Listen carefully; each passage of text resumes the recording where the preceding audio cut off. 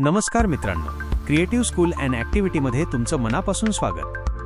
अखिल भारतीय विद्यार्थी विज्ञान मेळावा नॅशनल सायन्स सेमिनार ही केवळ एक स्पर्धा नाही, तर प्रत्येक विद्यार्थ्याच्या विचारशक्तीची, सादरीकरण कौशल्याची आणि वैज्ञानिक दृष्टिकोनाची खरी कसोटी आहे। आता प्रश्न असा, ही स्पर्धा जिंकायची कशी? प्रावीण्य कसं मिळवायचं आणि भाषण दमदार कसं बनवायचं? चला, या प्रश्नांची उत्तरं एकामागून एक सोप्या शब्दांत समजून घेऊया। क्वांटम विषय समजून प्रभावी भाषण कसं लिहावं?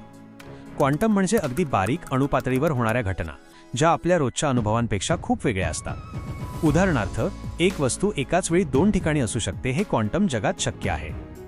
भाषण लिहिताना हे लक्षात ठेवा। क्वांटम म्हणजे काय? या विषयावर आधारित स्वतःच्या भाषेत प्रभावी स्क्रिप्ट तयार करा।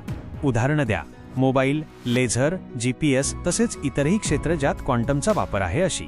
क्वांटम युग म्हणजे संधी आणि आव्हानं काय, हे स्क्रिप्टमध्ये तयार करा। सुरुवात प्रभावी असावी आणि शेवट प्रेरणादायी। 2. या स्पर्धेची तयारी कशी करावी? सर्वप्रथम विषयावर सखोल वाचन करा। क्वांटम मेकॅनिक्स, टेक्नॉलॉजी आणि डेली लाईफ यामधील संबंध शोधा। भाषा ओघवती ठेवा, पाठ न करता समजून सादर करा। वेळेचं नियोजन करा, भाषण 6 मिनिटांत पूर्ण व्हावं।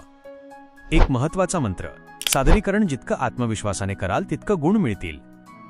3. मूल्यांकनाच्या प्रत्येक घटकात प्रावीण्य मिळवण्यासाठी टिप्स। मूल्यांकनाचे 5 मुख्य घटक। 1. विषय समज आणि सादरीकरण, विषय किती स्पष्ट समजवला? 2. मूल्यवर्धन किंवा नवीन दृष्टिकोन, स्वतःचे विचार दिले का? 3. शब्द व शैली, भाषेचा वापर आणि स्पष्टता कशी? 4. हावभाव आणि आवाज, आत्मविश्वास दिसतो का?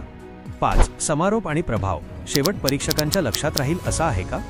शेवटी खास आवाहन, पुढील व्हिडिओमध्ये आम्ही क्वांटमवर सॅम्पल भाषण, टाइम मॅनेजमेंट टेक्निक्स आणि शाळा स्तरावरील प्रॅक्टिस यावर मार्गदर्शन देणार आहोत। त्यामुळे हा व्हिडिओ आवडला असेल तर लाईक करा, शेअर करा, कमेंट करा, तुमचे प्रश्न किंवा विषय सुचवा, सबस्क्राईब करा।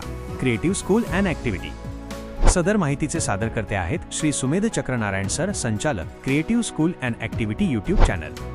मित्रांनो, शेवटी एकच ते म्हणजे आपलं लक्ष फक्त भाग घेणं नाही, तर राष्ट्रीय पातळीवर झळकणं आहे। म्हणून तयारीला लागा। धन्यवाद।